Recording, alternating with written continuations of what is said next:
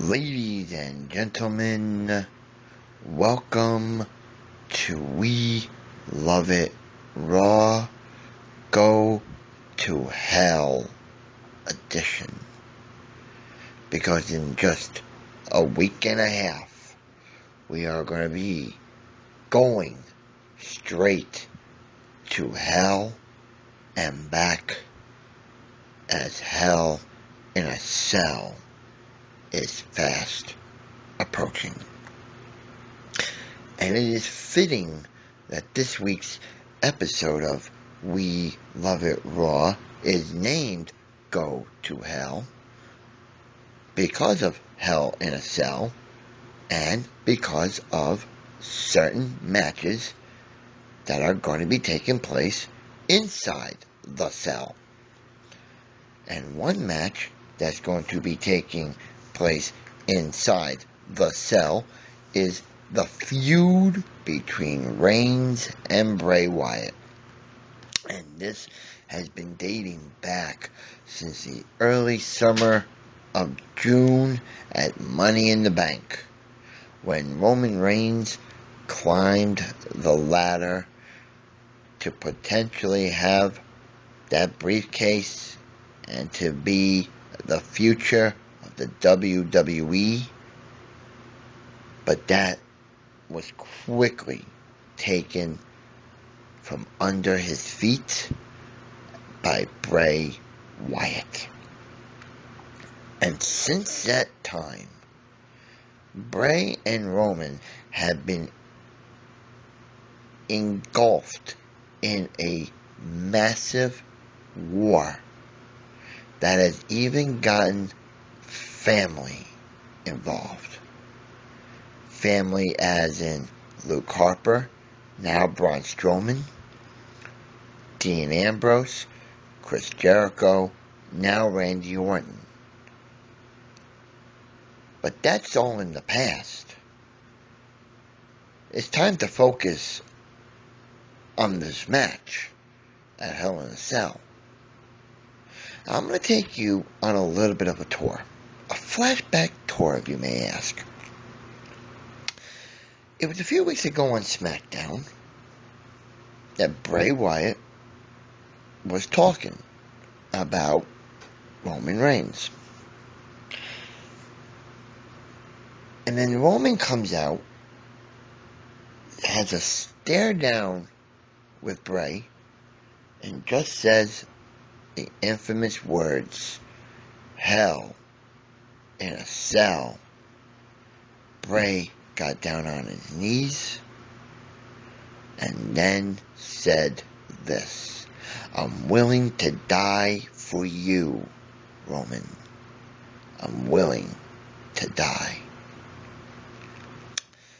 Then you look at on Raw that Monday night, Bray and Roman engulfed in a massive main event that tore the place apart. Now, fast forward to Monday night this past week. Dean Ambrose and Roman Reigns. They faced off against Luke and Bray. And it was an inadvertent hit by Dean Ambrose on Randy Orton that led to the family beating Ambrose and Orton. But it was up to Roman Reigns to seal the deal. He faced off against the Wyatt powerhouse in Braun Strowman.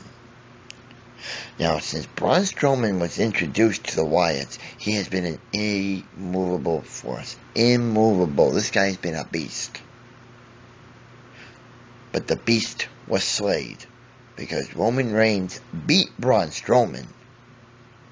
But it wasn't by a 1-2-3 pinfall. It was by the infamous 10 count out. So the beast was slayed. But that now leads up to hell in a cell. Bray Wyatt, Roman Reigns. One will emerge victorious. The other is going straight to hell. But that wasn't just the only thing going on Monday night. Oh, no. There's other important matches leading up to Hell in a Cell. And it's funny that I mentioned Hell. Let's take a look now, ladies and gentlemen, at the situation that's going on with the Divas. Team PCB, now Team NBC,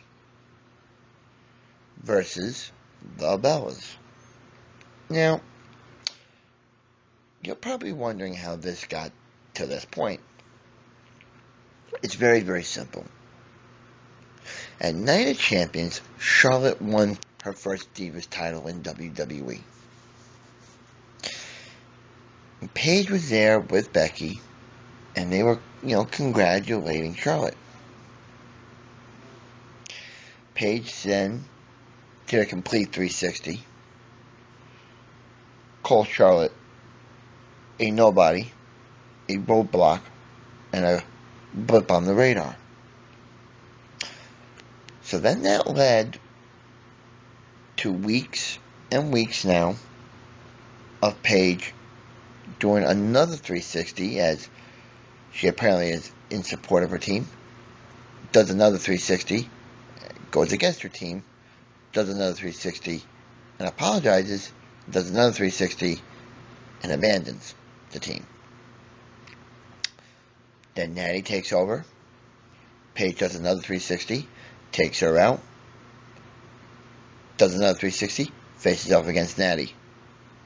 All the meanwhile, Charlotte and Becky are in the back, minding their business. So, what I'm expecting to see at Hell in a Cell, okay, while Charlotte is going to go against Nikki, I look for a 2-on-1 Divas handicap match where it will be 2/3 of team what is now NBC, not the news channel station, but the team of NBC, Natty and Becky. They will face off against Paige. So you're going to see two Divas matches at Hell in a Cell. Yeah, okay, now they're not going to be inside the cell because that's very dangerous for the women, but you're going to see two Divas matches at Hell in a Cell. Now, speaking of that, let's take a look now at the Dudleys versus the New Day. And that's been confirmed for Hell in a Cell. Not inside the cell, but it's another confirmed match. Now, since the Dudleys returned on August 24th, the night after SummerSlam in the Barclays Center in Brooklyn, these two teams have been engulfed in verbal wars, verbal altercations, and just verbal words. And it was coming to a head at Madison Square Garden a few weeks back, October 3rd. New York City, Dudley's hometown. New Day, enemy territory. While it was looking very promising for the Dudleys to become a 10-time WWE Tag Team Champions, it was all for naught. The New Day won. So, we are now led to Hell in a Cell. Tag titles again on the line. Dudleys, New Day. But this time, and I expect the stipulation to be included in this match, that it will be a tables match. First one to go through the table will win. And that's going to fit right up the Dudley's alley. So I expect that Hell in a Cell, new tag team champions.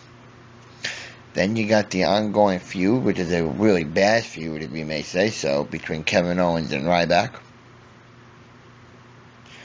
You're going to have Dolph Ziggler versus Rusev. But now there's an added incentive to this. Rusev does not have Summer Rae. It was reported by TMZ that in real life, and I've known this, and I'm sure many of our fans have known this as well, that Rusev and Lana live in Tennessee and are now engaged to be married. And it was shocking enough that WWE, brought that to light in a storyline. I mean, it's not the first time that they've done this. They did this with the Hardys and Edge and Lita. They've done that. They did it, with others. But shockingly enough, that they did it when TMZ reported the story.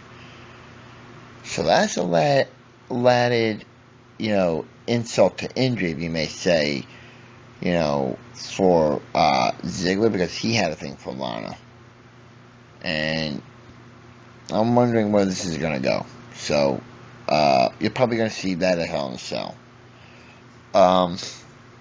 You're probably going to see, there's some minor matches. You're probably going to see, Neville against Barrett. You're probably going to see that. You're going to see some minor stuff there at Hell in a Cell. But the main event that you're going to see at Hell in a Cell, ladies and gentlemen, is Seth Rollins versus Demon Kane for the WWE title, with an added stipulation bonus. If Demon Kane should lose to Seth, Corporate Kane is relieved of his Director of Operation title. Now you're probably wondering, how did this come about? Well, I'm going to take you on a tour. Night of Champions in September. Seth Rollins just got done beating Sting. Kane comes out, choke slams a possible cash-in, which was almost done by Sheamus, gives one over to Seth Rollins, and gives both of them a tombstone piledriver. From that moment on, you're probably, me and all you guys are probably saying, this is something interesting now. You haven't seen the Demon Kane in umpteen amount of years. And now he's making a splash, like he was when he was WWE Champion during the Attitude Era. So you're probably thinking, and I was thinking, they're bringing somewhat of the Attitude Era into this by having the Demon Kane be the Demon Kane. And it's been working. Demon Kane has been making Seth Rollins' life a living hell since Night of Champions. Corporate Kane, on the other hand, has been portrayed as a nice guy to the Authority. Seth apparently is not buying it. And there you see a little bit of Demon Kane mixed in with Corporate Kane. During the evaluation process, you saw it again. A jolly, happy Corporate Kane. Seth comes out. Corporate Kane is now mixed with Demon Kane. Let me take you now further. The shattered ankle incident with Seth Rollins hurting Corporate Kane comes back now as Demon Kane. So there's a mix right there. Corporate and Demon Kane mixed in together. We all know it's the same person, but I'm liking how they're doing it with the mixing. So it's adding a little bit of intrigue to this match. And at Hell in a Cell, while this match, yes, is going to take place inside the cell, you're going to see more intrigue to this match. And what am I meaning?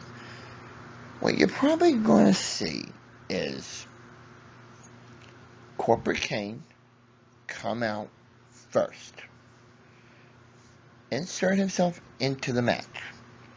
Now, gets taken to the back. Demon Kane comes back. Seth Rollins is in the midst of gloating, thinking he's won. Corporate Kane comes in just like he did in his debut against Shawn Michaels at Bad Blood in October of 97 and does what he did to Shawn Michaels back in 97. And there I think you're going to see where the mix of Demon and Corporate Kane are going to now take the full mind-blown set to Seth Rollins. Thinking Seth Rollins is going to win this match, but he's not going to win it against Demon Kane. He thinks he's going to win it against Corporate Kane and get Corporate Kane canned as Director of Operations. But in the due process, Demon Kane comes in, choke slams and tombstones Seth Rollins, gets the 3 count, and is now the new WWE Champion, thus reinstating Corporate Kane. That's a little perception and intrigue mixed into this match. I'm curious to find out what is going to happen. It's going to be interesting. A week and a half away from Hell, Fire, and Brimstone taking over the WWE.